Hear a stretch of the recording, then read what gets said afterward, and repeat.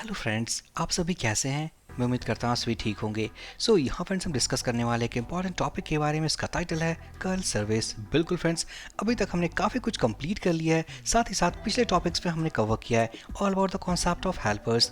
अब यहाँ से देखने वाले हैं all about the concept of services, जहाँ हम डिस्कस करेंगे अपने फर्स्ट सर्विस के बारे में, and that is all about curl. ये टॉपिक काफ़ी इंटरेस्टिंग और इन्फॉर्मेटिव होने वाला है। उससे पहले छोटी सी रिक्वेस्ट है, अगर आप इस चैनल पर नए हो, सब्सक्राइब नहीं किया है, फटाफट चैनल को सब्सक्राइब कर दीजिए। आपके सब्सक्राइब करने से मुझे प्यार और चैनल को सपोर्ट मिलता है। तो यहाँ फ्रेंड्स, इस कॉन्सेप्ट को स्टार्ट करने के पहले अगर छोटे से कीवर्ड के बारे में डिस्कस कर ले फर्स्ट कि कर्ल होता क्या है। जो कर्ल का फुल फॉर्म होता है that is client URL library. कहने का मतलब है, अगर हम पीएचपी पॉइंट ऑफ व्यू से समझें तो ये एक एक्सटेंशन है, ये एक लाइब्रेरी है जिससे हम यूज़ करते हैं, और एक बार सही तरीके से हमने यूज़ कर लिया तो यूज़ करने के बाद ये अलाउ करता है एचटीटीपी रिक्वेस्ट को क्रिएट करने के लिए, ताकि एचटीटीपी रिक्वेस्ट को हम यूज़ करके काफ़ी सारे सर्विसेज और सर्वर्स को एक्सिक्यूट कर सकते हैं। यहाँ फ्रेंड्स, हम देखने वाले हैं कि कर्ल को अपने CI4 वर्जन में कैसे यूज़ करें, और अगर कोई API है तो कैसे हिट करें। यहाँ पर सबसे पहले हम जाएंगे इसकी official website that is codegranter.com, which is the official website of this PHP framework. Click करेंगे डाउनलोड पे। उसके बाद हम जाएंगे अपने 4th वर्जन वाले सेक्शन में, क्लिक ऑन यूज़र गाइड। अब यूज़र गाइड में जाने के बाद यहाँ हम देख पाएंगे हमारे डॉक्यूमेंटेशन में है लाइब्रेरी रेफरेंस। हम इस पर क्लिक करते हैं। यहाँ पर आने के बाद हम देख पाएंगे कर्ल रिक्वेस्ट क्लास। हम इस पर क्लिक करते हैं तो यहाँ फ्रेंड्स आपको काफ़ी कुछ मिलने वाला है, क्योंकि एक वेल डॉक्यूमेंटेशन है अबाउट कर्ल रिक्वेस्ट, कैसे लोड करते हैं, कौन कौन से मैथड्स हैं और कौन कौन से पैरामीटर्स हैं जिनको यूज़ करके हम कर्ल रिक्वेस्ट को एक्सिक्यूट कर पाएंगे। ये काफ़ी अच्छा डॉक्यूमेंट है, आप यहाँ से देख सकते हो। तो हम इसे यूज़ करने वाले हैं, तो यूज़ करने के लिए चलते हैं एडिटर में। यहाँ जाएंगे ऐप के अंदर, कोई भी कंट्रोलर क्लास ओपन कर लेते हैं from this controllers folder, let's say home.php। तो यहाँ फ्रेंड्स हम कर्ल रिक्वेस्ट क्यों यूज़ करते हैं, तो मान लेते हैं हमारे पास कोई यूआरएल है जिस यूआरएल को हम हिट करना चाहते हैं अपने एप्लीकेशन से। हमारे पास कर्ल के अलावा काफ़ी सारे ऑप्शन है, बट कर्ल एक बेस्ट ऑप्शन है, ताकि उस API को उस सर्वर से हिट करके हम उसके रिस्पॉन्स को रीड कर सकें या डेटा सेंड कर सकें। अब डिपेंड होता है कि जिस API को हमें हिट करना है उसके लिए कौन सा रिक्वेस्ट मैथड यूज़ करना है। या तो हम गेट यूज़ कर सकते हैं, पोस्ट यूज़ कर सकते हैं, पुट और पैच यूज़ कर सकते हैं, या डिलीट यूज़ कर सकते हैं। तो यहाँ इस वीडियो में देखने वाले all about how to use curl request using get request and post request. तो फर्स्ट हम एक मेथड क्रिएट कर लेते हैं, let's call it as test curl service. एक और बात, CI4 वर्जन में या तो हम इसे सर्विस कह सकते हैं या एक लाइब्रेरी कह सकते हैं, दोनों के दोनों टर्म्स जो हैं बिल्कुल सेम है। अब यहाँ let's say public function, let's call it as test curl. अब यहाँ फ्रेंड्स हमारे पास दो मैथड्स हैं, जिन मैथड्स को यूज़ करके हम अपने इस सर्विस को या इस लाइब्रेरी को हम लोड कर सकते हैं। जैसा कि हमने हेल्पर्स में देखा था, अगर कंट्रोलर स्पेसिफिक यूज़ करना हो तो हमारे पास एक हेल्पर फंक्शन होता है और इसके अंदर पास करते हैं ऑल अबाउट हेल्पर नेम। तो यहाँ पर भी अगर हमें कंट्रोलर स्पेसिफिक किसी लाइब्रेरी को यूज़ करना है तो हमारे पास एक हेल्पर फंक्शन है, and that is termed as service, और यहाँ पास करना है उस लाइब्रेरी के नेम को। फॉर एग्जांपल यहाँ यूज़ करना चाहते हैं ऑल अबाउट कर्ल रिक्वेस्ट। अगर हम जाएंगे इसके डॉक्यूमेंटेशन पे तो यहाँ फ्रेंड्स जो ये रिक्वेस्ट है, ये जो लाइब्रेरी है, इसके नेम को हम कॉपी कर लेंगे। कॉपी करने के बाद सिंपली हम इसे पुट कर देंगे। सारे को पुट करना इन lower case, so it will be curl request, so this is the service name.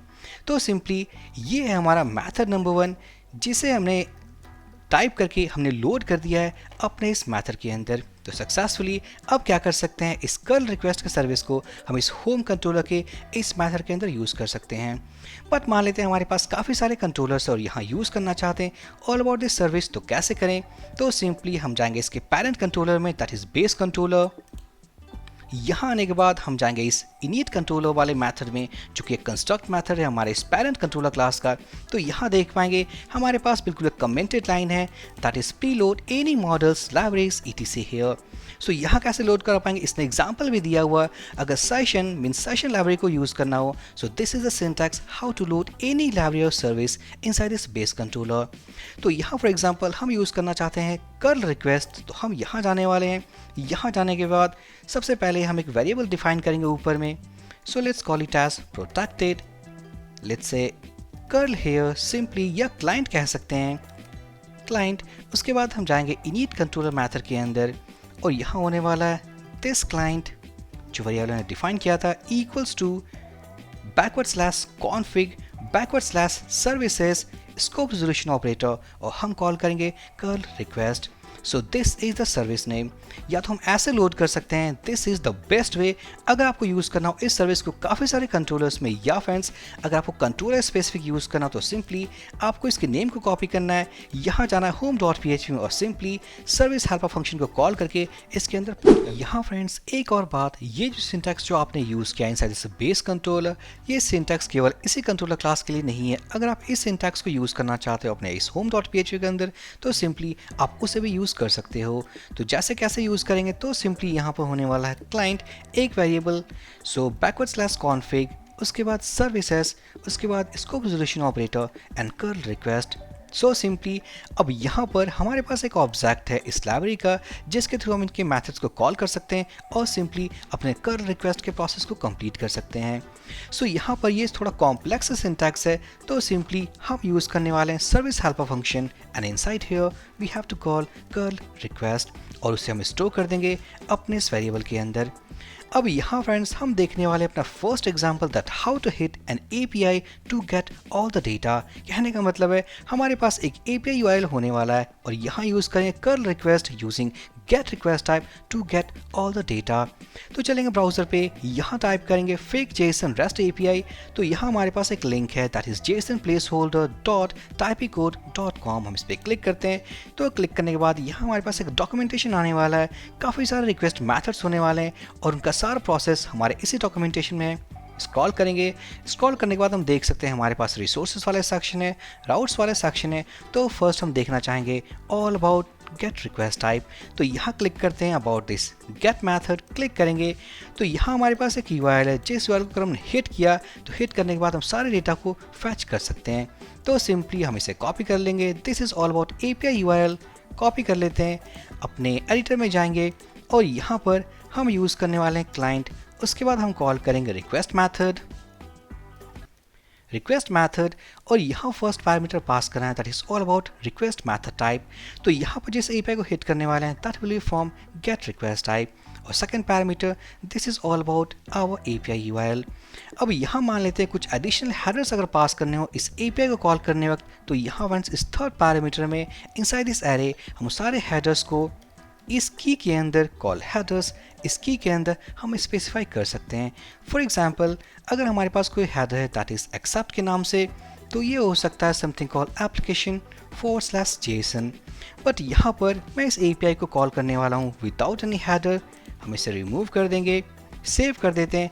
अब इसके रिस्पॉन्स को रीड करना है तो सिंपली तो यहाँ क्या करेंगे, ये जो रिस्पॉन्स मिलने वाला है इस रिक्वेस्ट के थ्रू हम उसको स्टोर करते हैं एक वेरिएबल के अंदर, let's call it as response.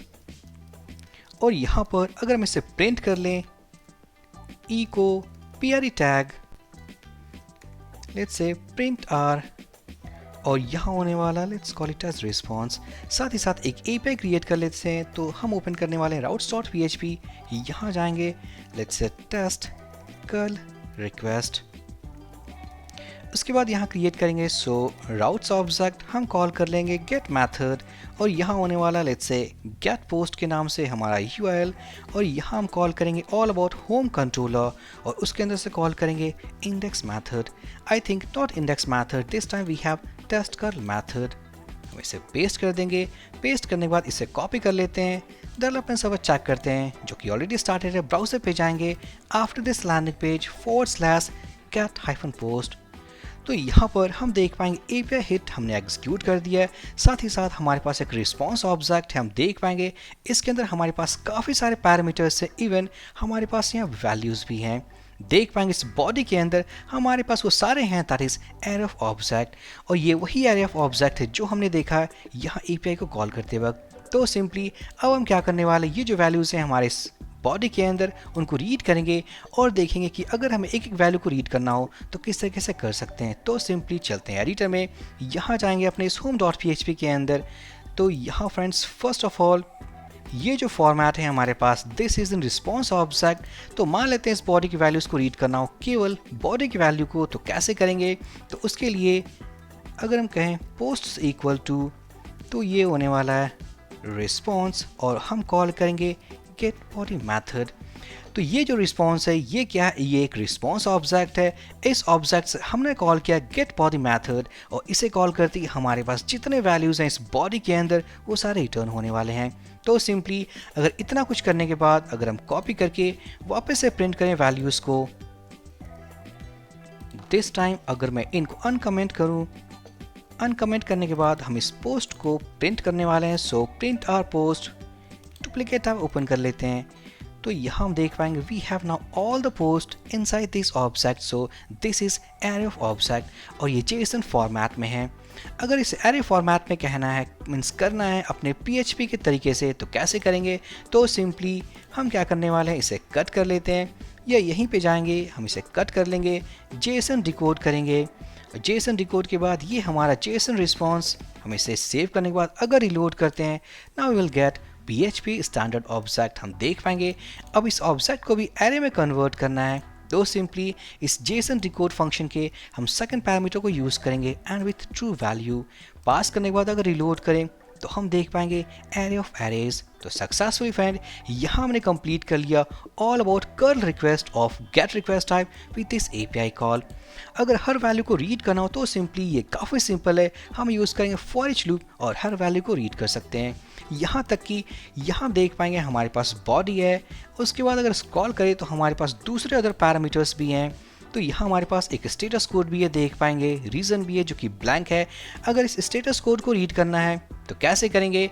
तो उसके लिए अगर मैं इसे कमेंट कर दूं तो हमारे पास होने वाला है एक response object. So response this is the variable जो कि एक ऑब्जेक्ट है और यहाँ से हमें रीड करना है स्टेटस कोड। तो हम इसे कॉपी कर लेते हैं। कॉपी करने के बाद गेट यूज़ करेंगे एज अ प्रीफिक्स और यहाँ पर हम पास कर देंगे स्टेटस कोड। तो सेव करने के बाद ब्राउज़र पे जाएंगे, हम देख पाएंगे 200 है।